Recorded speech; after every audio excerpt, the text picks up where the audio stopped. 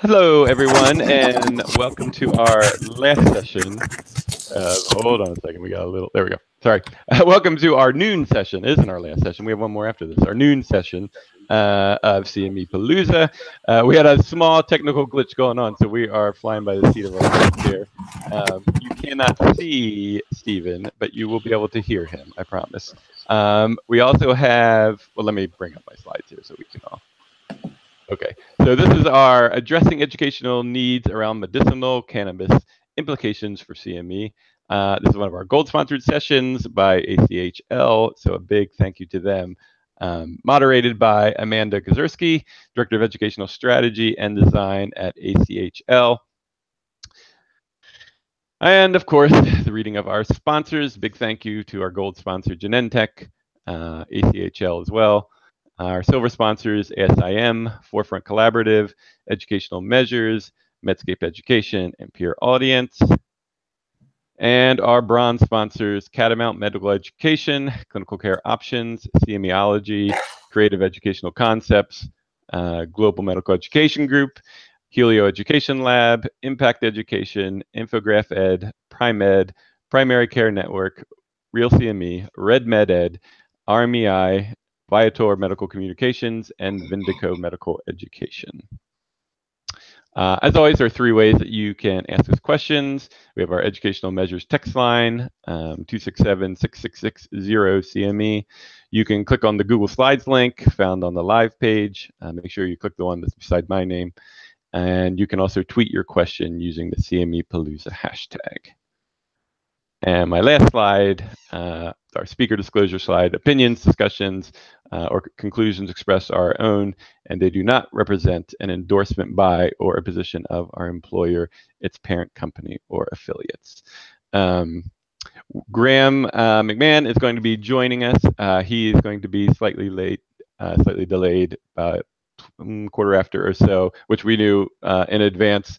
He is coming in from a hotel room. He's going to be sort of flying in, so we've had no test with him or anything. So we're going to see how it goes. But I think this would be a pretty interesting session.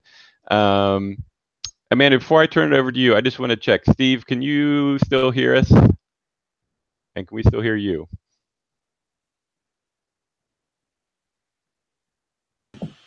Can you guys hear me now? There we go. Okay. All right. Yes, we can. All right. Making sure. Amanda, I am turning it over to you now. Great. Thank you.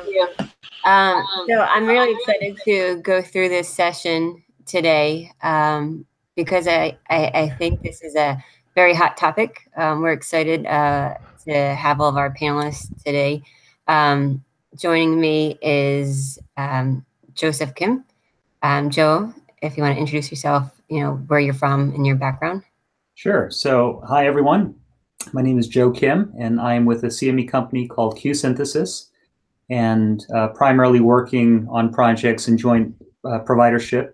My focus has heavily been around systems-based quality improvement projects, but also leveraging opportunities that really blend in technology and other sort of team-based approaches, interprofessional care. So I'm really looking forward to this discussion, and also as a board member on the Alliance, at times I think I'll be chiming in with some perspectives from in terms of what the Alliance is up to and how those things might relate to this particular topic.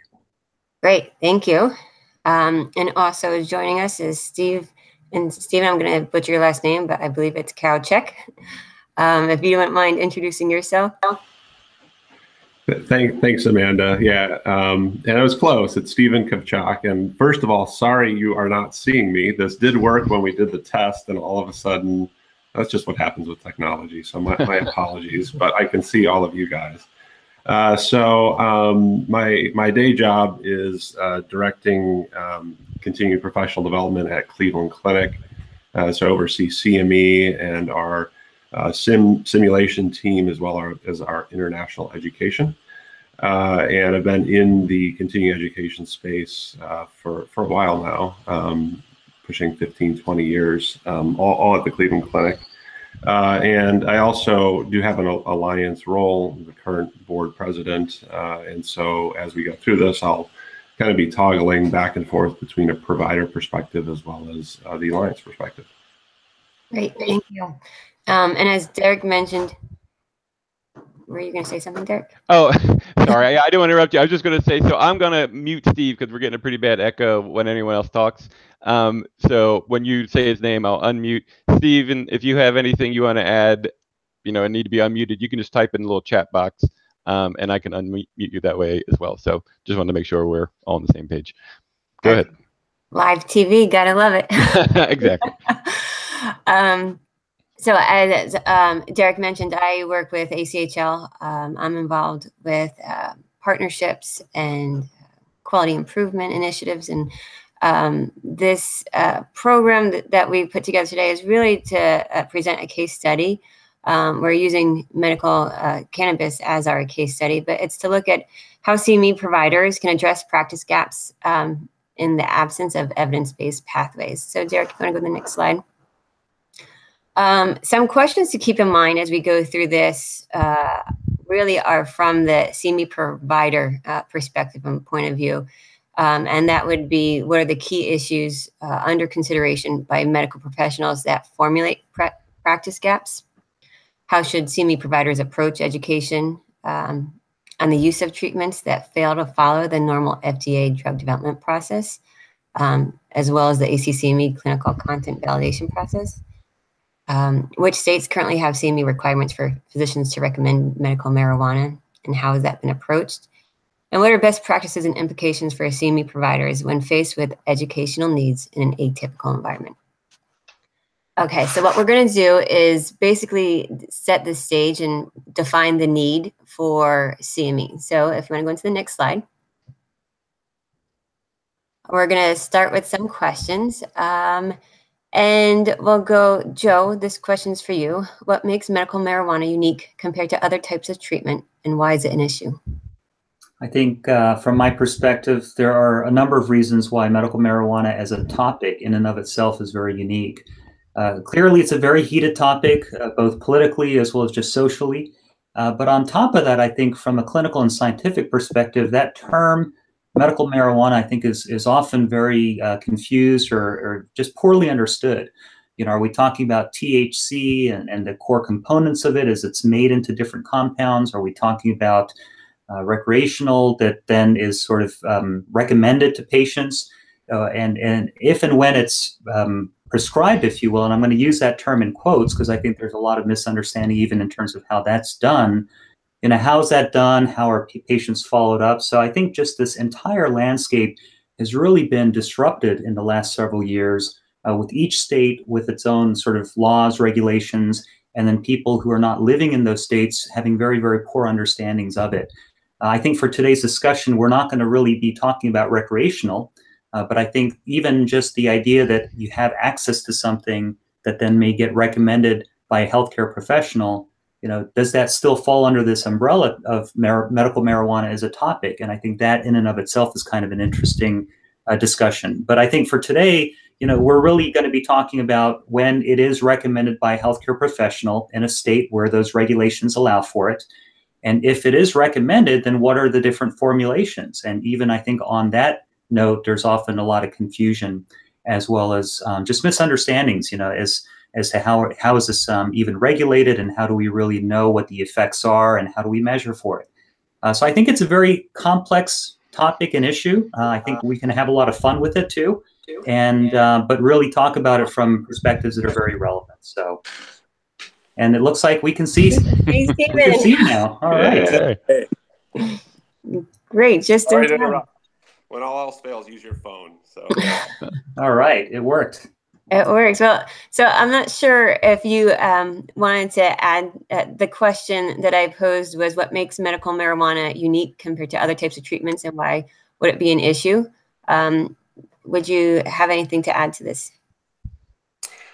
Well, I think Joe covered it well from a physician perspective, and I think we'll get into it a little bit more from a provider point of view. But what makes us unique is we're not talking about traditional treatment plans that follow an FDA approval, that have generally accepted evidence-based medicine behind it. So it really poses a conundrum from a CME perspective and how you're going to frame education. And so I think the medical marijuana case, it's very politically charged, but it represents really any sort of treatment that we're going to create education for providers on that's outside of that evidence base. And so I think it's a good example from that perspective. Great. And I'll also just add to this, I think it's a really unique and interesting time for us to be talking about this because of the opioid crisis in this country. And just recently in JAMA Internal Medicine, there were some interesting articles looking at the impact of medical marijuana, if you will, on opioid use as well as abuse, misuse. And so I think people are looking at this topic of medical marijuana from many different angles and lenses. And clearly there are some real strong proponents. There are definitely also opponents as well. And when you start talking about things like the evidence and the data, I think we can get into some really heated debates. I think for today, we're probably going to try to avoid those debates and stay away from necessarily the clinical scientific evidence, if you will, but just really talk about this more from that framework, the conceptual framework of something that is in healthcare that has therapeutic implications, but as we talked about, doesn't follow that standard FDA process.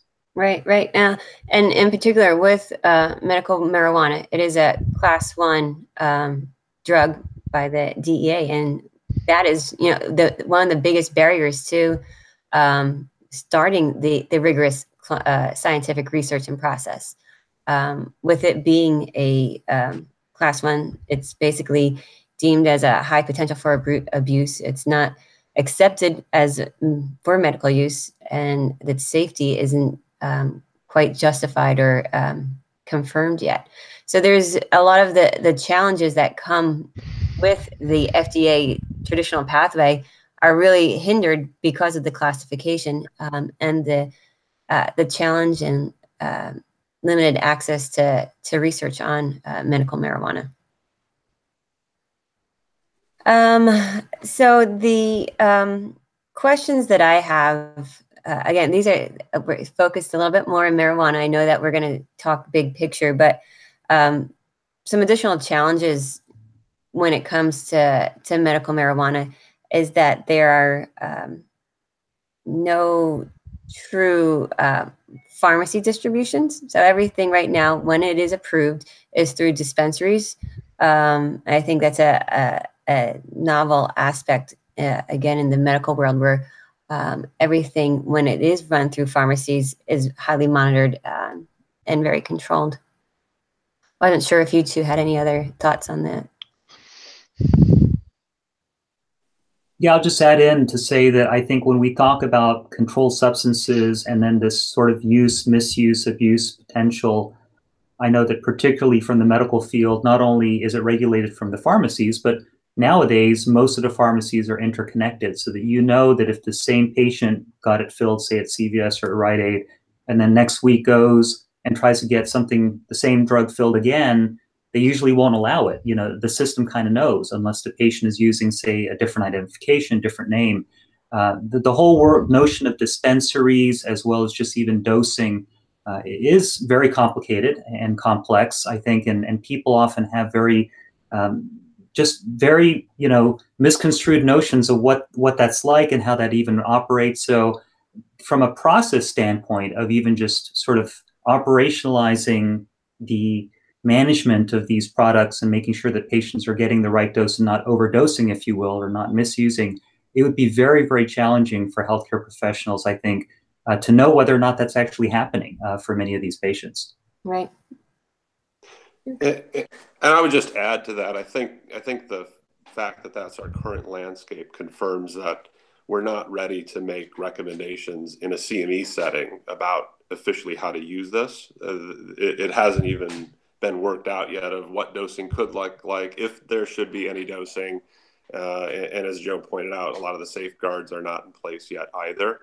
And I think that confirms that CME providers need to be really careful when they're asked to create education on the topic. Right, absolutely. I think that's the big barrier, is that what kind of education can we provide when there's still no solid evidence out there regarding that potency, safety, and efficacy, and other areas that we typically are accustomed to working in. Okay, so Joe, this question, we'll start with you. What are the legal implications for physicians who recommend medical marijuana, and what is CME's obligation in reconciling this relative to addressing clinical gaps? So I think right now in the current landscape, physicians who want to be able to recommend it within states where they have that legal authority to do so, there's a process for them even to be approved and to really get onto that list. And so without going into all of those details, it's not just like any physician who just decides one day, okay, I want to recommend medical marijuana can do this. And I think there's a lot of unknowns as well as concerns, first of all, from a medical legal perspective, just like we've seen in the opioid sort of parallel. You know, there are a lot of physicians who, even though they have the DEA license and even though they can prescribe opiates, will really try to limit how much they prescribe because they have that concern that if they suddenly start prescribing all these controlled substances and then someone looks and really tries to dig in to see are these appropriate versus inappropriate prescriptions, then potentially red flags may go up. Right. Not every physician falls into that category, but there clearly are some who fall into that category and they just want to minimize prescribing anything that potentially might lead to red flags. On the flip side, you've got others who I think like to potentially specialize in things like pain medicine, for instance, or abuse and addiction treatments.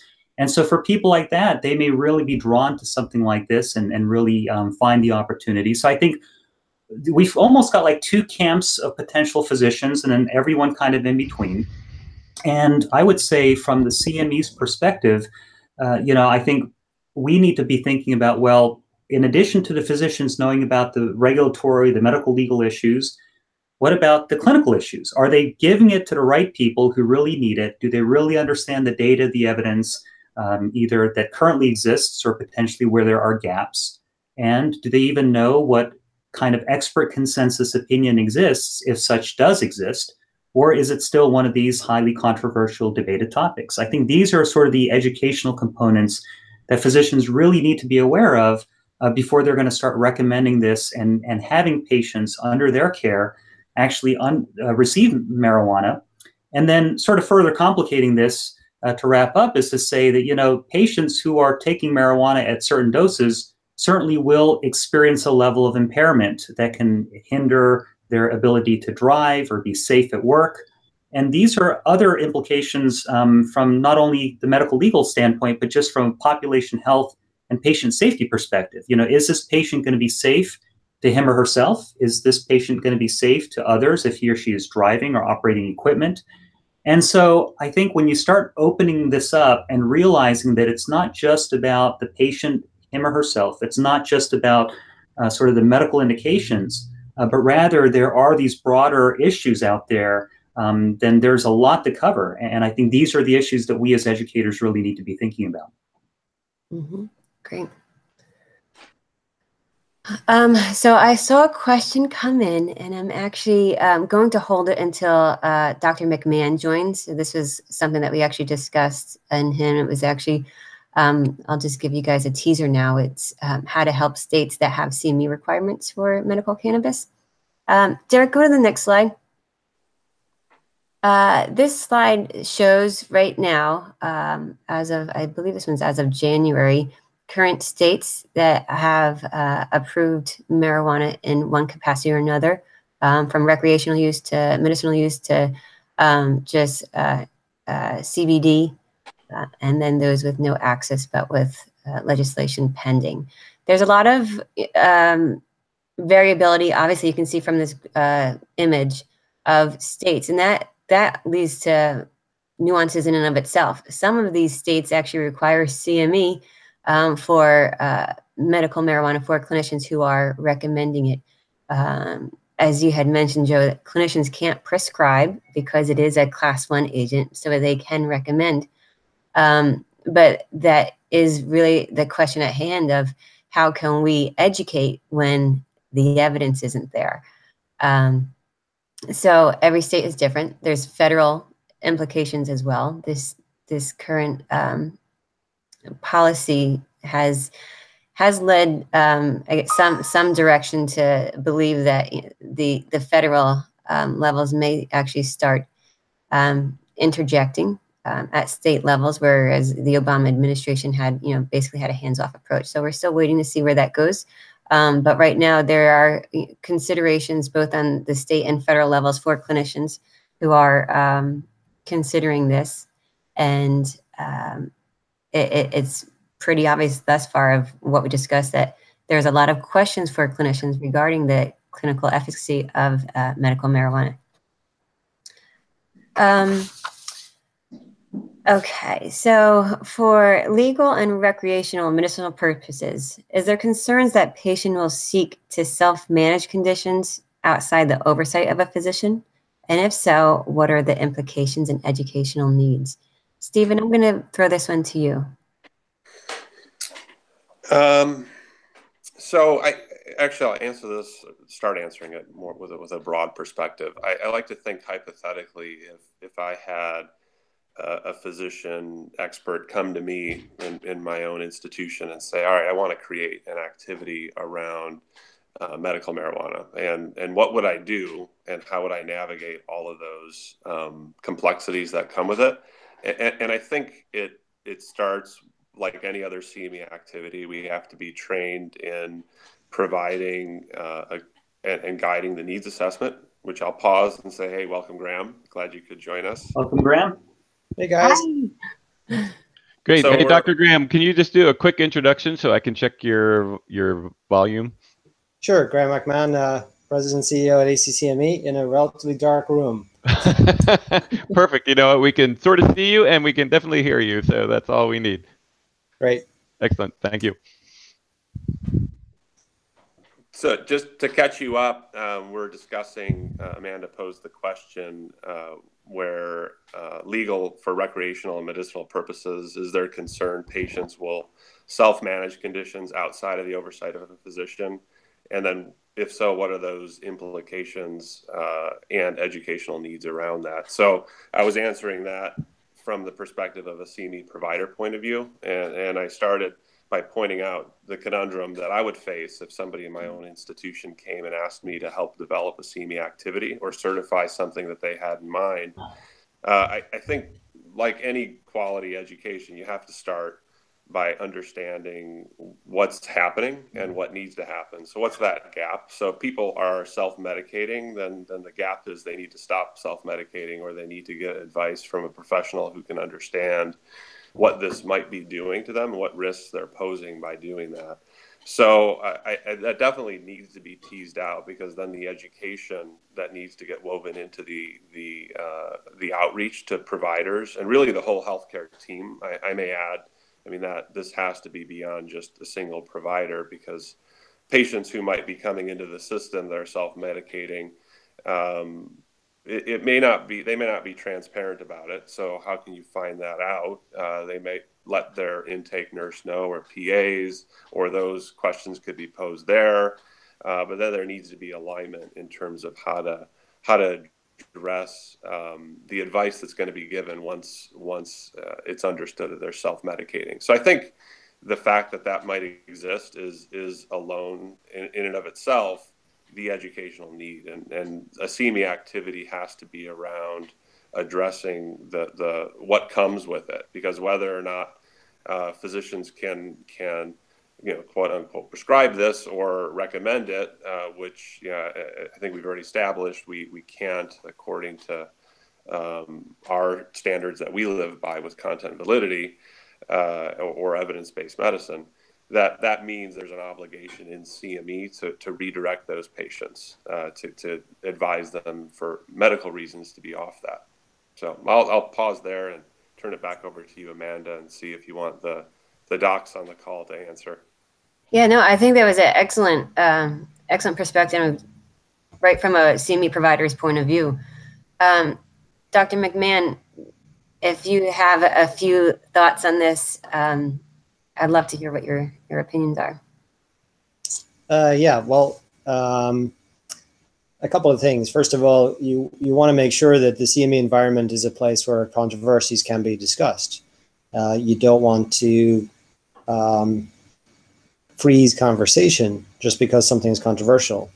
So the first principle is making sure that if this is an area of interest and it's a topical issue for physicians and patients and the healthcare team alike, that we allow that conversation to occur in CME and not to be afraid of that. The second thing is then how do you manage the conversation to ensure that you tie the line between what's evidence-based and what is not.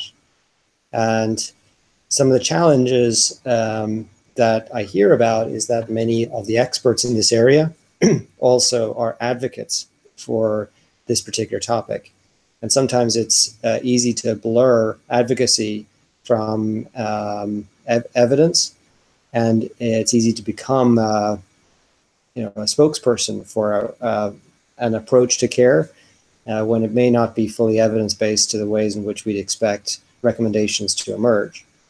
So the CME provider then has a really important role to navigate that interspace between advocacy and evidence and ensure that learners don't leave the room thinking that because there has been some animal studies for a particular area or because the anecdotes have worked, that means that they should go and therefore prescribe this medicine or recommend this approach for their patients.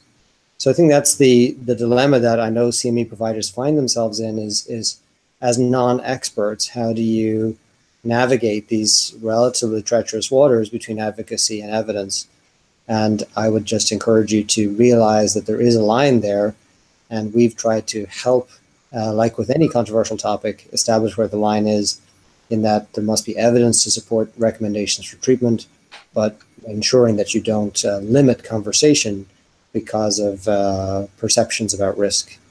I think it's a very helpful clarification. And we do know that there is evidence out there right now, both for and against medical marijuana. We'll go into that a little bit later with one of the National Academies of Science report. But there's definitely a lot of opportunity, and I think it helps providers, again, just know that you don't have to ignore it just because it currently is not FDA approved. It just has to be presented in an appropriate manner. So we have some questions coming in, and I know some of these we're going to go into a little bit later, but I'm going to bring it up now just to keep the conversation going. One of the questions is, how do we help those states that have CME requirements for medical cannabis? And Dr. McMahon, this one's for you. Okay.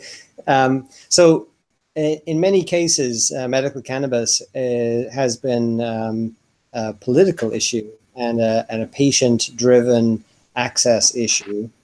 And I think the key lesson is that CME providers and physician prescribers should be cautious about over-interpreting political decisions about what should be available to the public from what is ethically and medically appropriate for their patients.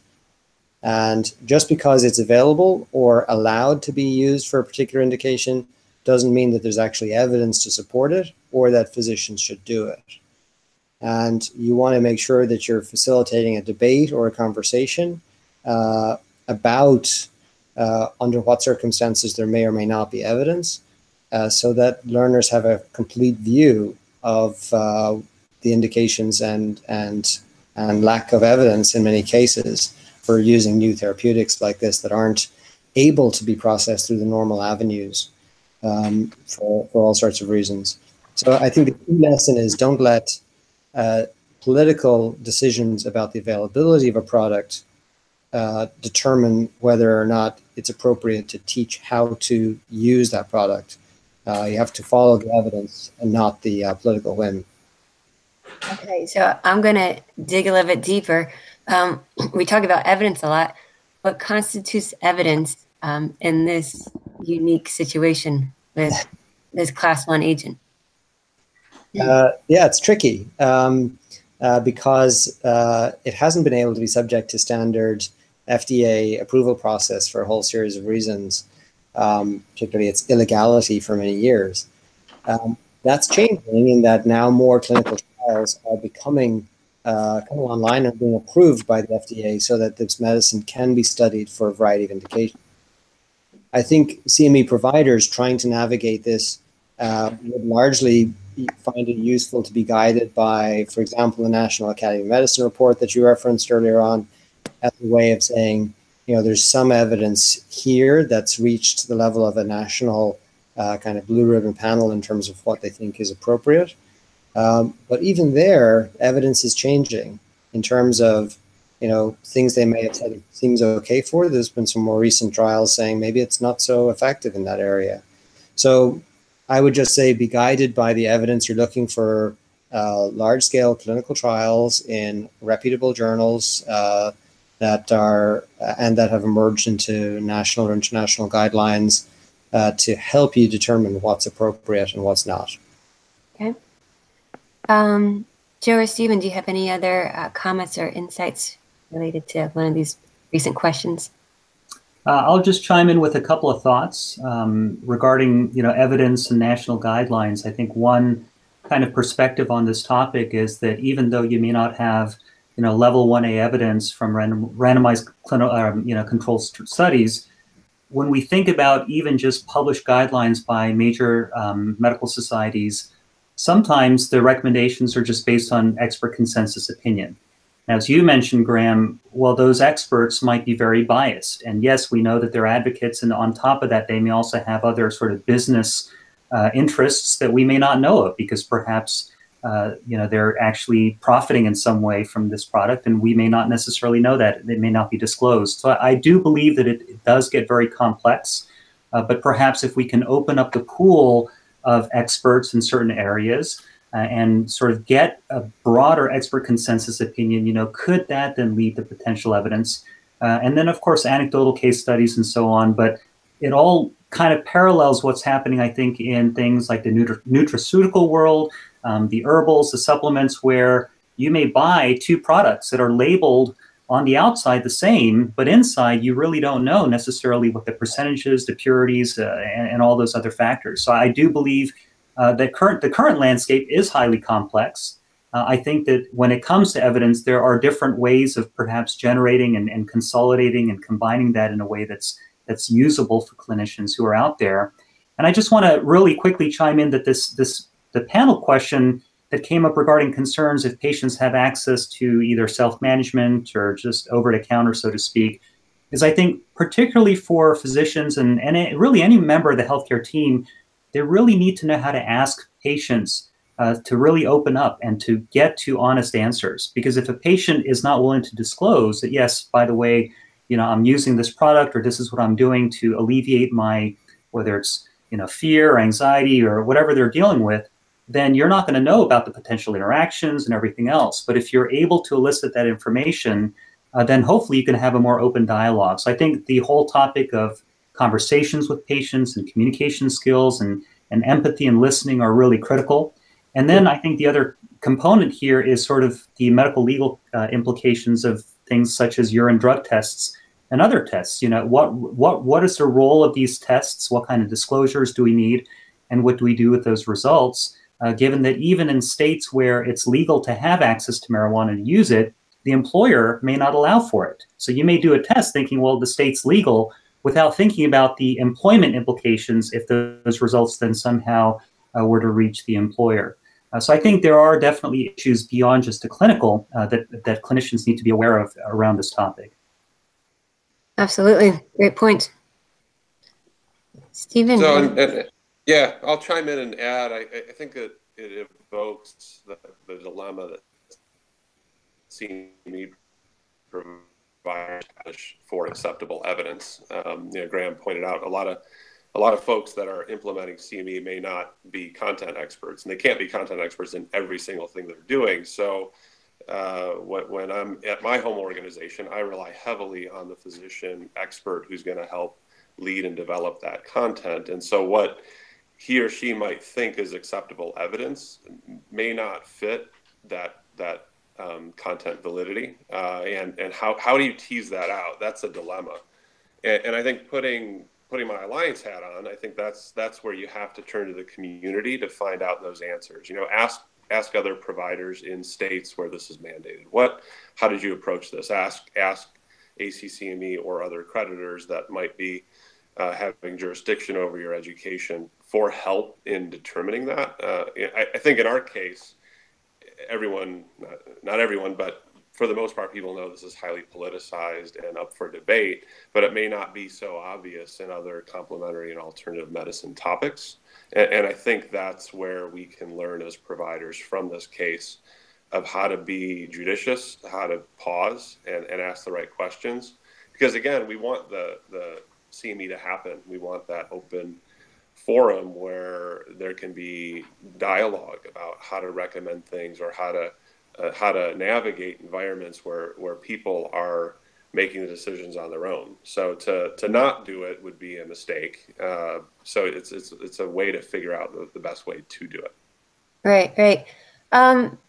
Graham, would you mind going into the ACCME's clinical content validation policy? I know a lot of us are familiar with it, but there might be some who are not familiar with it, and how that from a CME provider's role really drives what we do.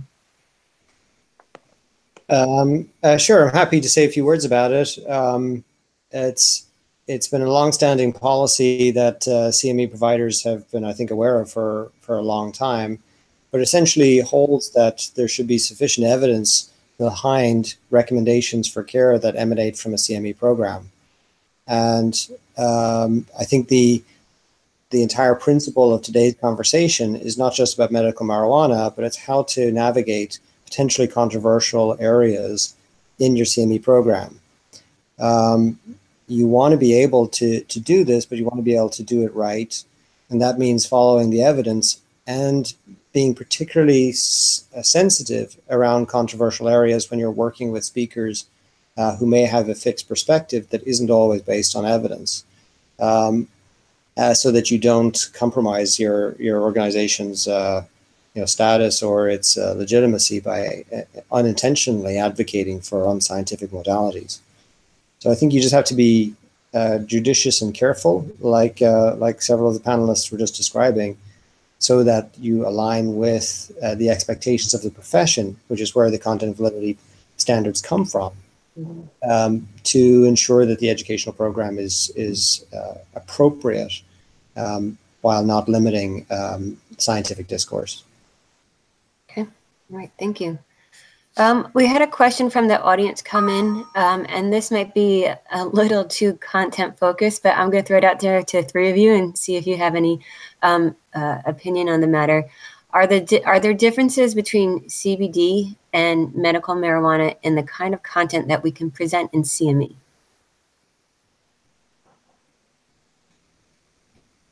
I mean, I'll just answer that I'm not a marijuana specialist by any stretch, and I would just apply the same evidentiary standards in talking with your potential speakers in this area. If CBD has been studied in appropriate trials and is in current guidelines and other things as compared to medical marijuana, obviously unsmoked material like oils, etc., encapsulating tablets tend to not to have the side effects of smoked behavior or smoked materials, but you just apply the same standard that there's got to be enough evidence to make recommendations for it. If you've moved beyond, and be careful about moving beyond discussions about to discussions of how to, because that's where, in our mind at least, you start to cross a line. Another audience question came in. I think this is actually a really interesting question. What about tapping into existing literature and clinical trials for evidence and assessing it objectively? I could see that as CME activity in of itself. Opinions? Is the question asking about published results from the clinical trials or tapping into trials as they're occurring? I'm trying to get some clarification. Yeah, I'm not really sure. That's basically how it came in. So, because part of the education could really even be around, like, how would you design a clinical study, knowing what the limitations are, knowing what the challenges are, with things such as, you know, the impurities versus dosing and so on. And I think when you paint that as almost like an educational framework, and you position it to your learners and you explain to them that, yeah, currently our level 1 evidence comes from such and such, and this is how we generate that data. But when we're talking about this broad umbrella phrase of medical marijuana, then these are the limitations. And if you were to design a clinical study, how would you do it? What would be the limitations? What would be the expected results? And maybe that kind of exercise and going through that process might be very informative. Agreed. So I mentioned a few minutes ago that the National Academies of Sciences published a report ranking effective medicinal uses of medical marijuana. Should CME be limited only to those treatment areas where conclusive or substantial evidence was found that cannabis or cannabinoids are effective? Dr. McMahon. Is that a question for me? Yeah. I mean, I would say that, remember, you can talk about as much as you want about any of the issues related to the pharmacology, pharmacogenetics, the risks, the interactions, and you want to follow the evidence when you're starting to make potential recommendations for care. So if how you decide what to put into recommendations of care, we've kind of talked about. There has to be legitimate evidence, not just opinion, to drive that forward. And I think as a CME provider, you should be kind of pushing your speakers or your teachers or your faculty anytime you have a controversial area to say, are you sure there's enough evidence to make that recommendation, or to use as a case example the application of this dose of this medicine to this patient, because that is used and interpreted as recommendations when you're talking about care. And are there examples in our case series, for example, that say how to have a conversation denying a patient a request for medical marijuana and explaining to patients where it's not indicated and how it's not indicated for the particular situation that they're in. And even if it's state approved, how to have a conversation saying there's not enough evidence justifying that, and it's probably more risky than beneficial for a patient like you. Those kinds of things you want to make sure are in your CME program, but you don't have to limit it necessarily to the NAM guidelines. I would say limit it according to where the evidence drives you, and be particularly sensitive to evidentiary standards when you're dealing with controversial topics. And I would also add, you know, I think it's an interesting topic of medical marijuana when we dig into the science and the mechanisms of action. And we know that there's a lot of CME talking about pipeline drugs, drugs in development, evolving science mechanisms. And similarly, as more of this science is understood and better understood as to how do these different molecules interact and the receptors on the body at a molecular level, I certainly think that type of content, which is not so much clinical content from the standpoint of, you know, perhaps the current indications or the current recommendations, but it could just be broad general science. I think that kind of scientific content could be very, very interesting. And then informing the learners of ongoing research in these areas. You know, these are, if you will, the phase 4 types of studies or the pipeline trials that are currently in progress. And that way people might know that, okay, well, we may not have level 1A evidence today, or we may never, but at least over the next 6 or 12 months, I can expect to hear about these other studies either wrapping up or providing interim reports. And that might be very informative as well. I had a question come through that I think is a pretty straightforward one. If you have an expert providing their opinion and sharing limited scientific data, would that make it valid for CME? From what you said, Dr. McMahon, I feel like I can answer that one and say yes. I'm not so sure. Evidence-based, and it couldn't be all advocacy-based. Well, it depends on where the evidence line is. I mean, I think what the encouragement from this entire conversation to CME providers is to take a hard look at where your speakers are speaking and what they're saying around controversial topics. Obviously, you can't apply this threshold to every single activity that your organization is engaged with. and neither is it necessary to do so. But there are known controversial areas, and as a result, you want to just be thoughtful about applying evidentiary standards to what your speakers might be feeling like they can say or should say, so that it doesn't translate advocacy into perceptions of evidence where there isn't any. So I would say don't rely on just your speaker saying so to make it content valid. Depends on what your speaker is presenting and their perspective about where the evidence standards might need to be. Stephen, I have this question for you from the academia perspective. Does training on the cannabinoid system, beyond what's being offered currently, need to be expanded and adopted by the ACGME? Derek, there isn't a slide for this one. That's why I couldn't find it. Yeah. Could you repeat that? Yeah, does the ACGME need to expand or offer training on the cannabinoid system? And are we, too early to start thinking down that road? So the ACGME, so when you're talking about graduate medical education? Pre-grad. Mm-hmm. Well, and I welcome the perspective of the physicians on the call who went through med school and training themselves. I think that it seems too early to embed this in the training system, either at the undergraduate or graduate level. I think appreciating what we've been talking about, though, there needs to be conversation around how to navigate this topic with patients. That's what we're grooming providers for, is to be able to respond to people who might be self-medicating, or how to navigate and reconcile when state legislature allows for medical use of something that the medical community has not yet settled from an evidence perspective appropriate use. So those are things that need to be embedded in training programs at the right times and places. But I don't think it deserves its own track yet, but I welcome what Graham and Joe have to say on that too. Yeah, I think there's already some core education around the topic of just THC and sort of basic pharmacology and even just mechanisms of action. I think that's been in a lot of medical schools for a number of years.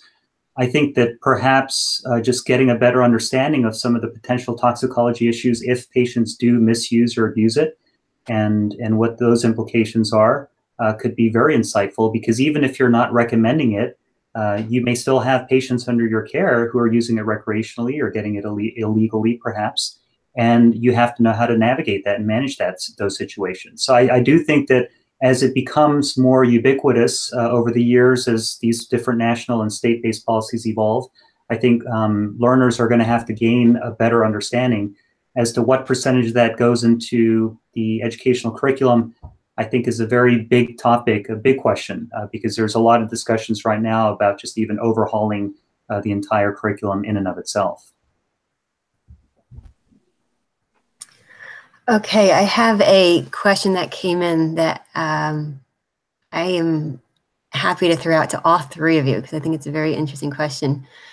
Patients are driving the demand for cannabis-based treatments. It seems like the medical community is lagging in this area and is slow to react. Isn't it our obligation as CME providers to educate clinicians on the use of cannabis so they are aware of the uses, the benefits, and adverse events, and can have an informed conversation with their patient who is currently self-medicating? Yes. Of course. I mean, if physician learning is of any interest, if physician learning is occurring, it's CME, and it's our responsibility and opportunity to get out in front of new and emerging trends and information, and make sure it's just the right information that gets out there. That's our job, our responsibility, our privilege, and no better group to take this on than the CME provider community. And your accreditor is right there with you. We want you to go out there and address controversial topics and engage the community and stimulate these conversations and be part of the solution to, and the only caveat is just be careful that you don't drift away from the standard principles of being evidence-based when you do so. Yeah, I agree. I think right now, I mean, the topics are going to continue to evolve. They're going to become more potentially heated and controversial because of what I referenced earlier about sort of the decrease in opioid use due to the availability of marijuana. And I can hear people debating whether that's a good thing or a bad thing. And is it necessarily causal in effect, and all the sort of science that may lead to those results being published. But I think, you know, there are so many different angles at this. And part of, I guess, the question here for the group and perhaps for the entire Alliance community is the question of, well, does it even make sense to maybe develop an educational program where you develop some content and deliver it with CME, but then maybe you hold a panel discussion or another sort of educational component, and that component does not include CME? Would there be benefit in that? So it's an educational resource that's not certified for CME, but yet it could be beneficial for the learners. And I know that we, within the medical education community, often will develop programs and curricula that include both CME components as well as non-CME sort of resources and other components. And that could be another way to approach some of these more difficult, challenging topics. I would hope that you would still aim to make it all fair, balanced, and point to the evidence and at least label what evidence, you know, what is the level of evidence if things are either being suggested or recommended. But I certainly think that we can be thinking outside of just CME when it comes to topics that are rapidly evolving like this one. So, and I'd add agreement with the other panelists too. And I think this reminds us that CME needs to be very patient-centric. So the patient voice and what's happening in the public needs to inform what and why we are going to teach what we're going to do. And I think this represents a little bit of the flip of the model. We're used to, through scientific research and discovering new treatments or better ways to manage conditions, it kind of is top down. You figure that out, and then you disseminate and push that, and then the expectation it's adopted by the care team, and then the patients are then treated differently. And I think in this case that the public is doing something, and we can't ignore that. We have to figure out how the medical community and the care community in general should pay attention to what's happening, so that way it happens within the care system. Otherwise, it'll happen without it. I was just going to add a caveat here. I think if you're convening physicians in a learning experience, whether it's a panel discussion or a presentation, it's CME, and changing the category to non-CME doesn't necessarily help. And in fact, can be confusing for learners and is not necessary, because non-CME is essentially promotion and marketing from our perspective. If there's something that you're unable to accredit, then it means you're doing something that's probably promotion and marketing. And this is different. Even controversial areas, as we've talked about, are CME. And I would be very hesitant to take away credit from an activity for fear of the accreditor or some other reason on the basis of trying to make something, put something interesting in front of your learners. I also just, as an important caveat, if your organization puts on activities that it can't stand behind from a scientific integrity perspective, that makes you ineligible for accreditation. So if you put on activities that don't meet evidentiary standards, even if it's outside of your CME program, that makes your organization ineligible for accreditation. So you should always follow scientific integrity in the way in which you produce activities. Making something non-CME is not the way out. I think that was a perfect recap. I have to say we are down to our final minute. I don't see any additional questions coming in, but I think this panel was fabulous. I without a doubt, I feel very confident saying we can now move forward doing CME for medical cannabis, and there is a clear need that physicians, clinicians need education, state-specific, nationally, focus. Either one, to me, seem like a very valid opportunity, and the need is there. So thank you, everybody. If you have any closing remarks, I think we have a minute or so left. Sure. I'm happy to, see you next time, but I think it was a wonderful conversation, so thank you. Great. Well, then I will close this out here. And yes, thank you, everyone. That was a really great session. And thanks to all the participants for all the questions you sent in as well. It always makes these makes these a lot more interesting when we have that sort of participation. So thank you. My last 2 slides. If you would, we would love to have you complete our survey. There's a little link on the right above the video you're watching now. It'll say, take our survey.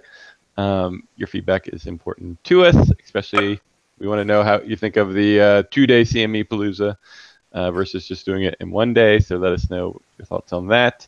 And finally, there is one last session to go until we are done. I don't remember the name of it. Elevating our educators' practical strategies for improving faculty teaching skills.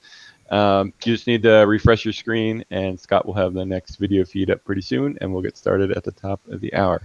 Other than that, I think that is it for us. Thank you, everyone, and I will talk to you all later. Take care, everybody. Thanks. Bye-bye.